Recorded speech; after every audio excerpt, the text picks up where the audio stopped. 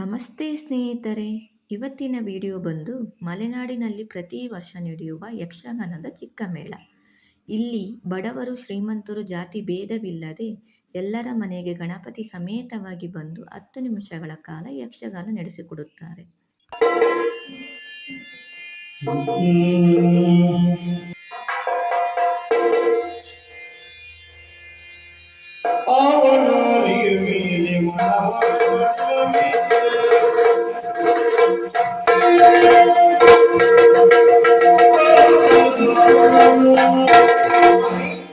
ಹೊಂದಿಸಿಕೊಂಡೆ ನಿಮ್ಮನ್ನೇ ಗಮನಿಸ್ತಾ ಇದ್ದೆ.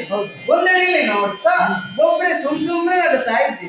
ಒಬ್ಬ ವ್ಯಕ್ತಿ ಸುಮ್ಮನೆ ನಗುತ್ತಾನೆ ಅಂತ ಆದ್ರೆ ನೋಡಿದವರು ಏನ್ ಹೇಳ್ತಾರೆ? ಹುಚ್ಚ ಅಂತಾರೆ. ನೀನಿಲ್ವಾ? ಅಲ್ಲ, ನಾನು ನಿಮ್ಗೆ ಹಾಗೆ ಹೇಳುದಿಲ್ಲ, ಹೇಳಬೇಕಾದ ಅಗತ್ಯ ಇದೆ. ನೀವು ಅಲ್ಲ ಅಂತ ಹೇಳಿ ಯಾಕೆ ಹೇಳು? ಹಾಗೆ ಸ್ವಾಮಿ, ಒಂದು ವಿಚಾರ, ಸ್ತ್ರೀಲೋಲ ಏನು ಬಿರುದಾಗಿದ್ದರು ನೀವು ಎಲ್ಲಿಗೆ ಹೋಗಿ ಯಾವ ರಾಜ್ಯ ನೋಡಿದ್ರು ಯಾಕೆ ಈ ಪರಿ ನಗುತ್ತಾ ಇದ್ದೀರಿ?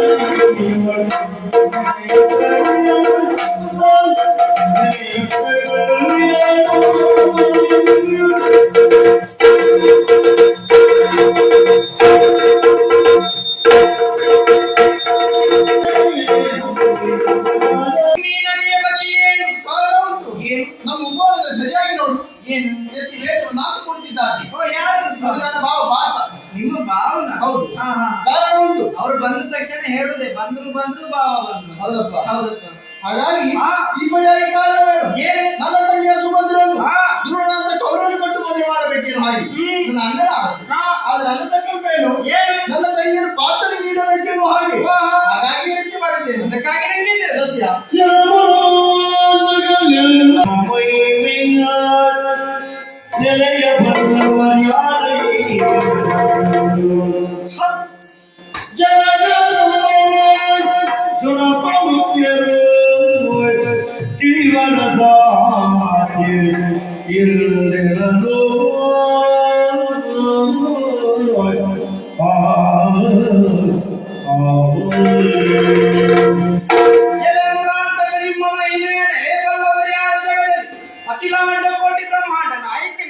ನಿಮ್ಮ ಸಂಕಲ್ಪ ಏನೆನ್ನುವುದನ್ನ ದೇವಾನು ದೇವತೆಗಳಿಗೂ ಕೂಡ ತಿಳಿಯಲಿಕ್ಕೆ ಅಸಾಧ್ಯ.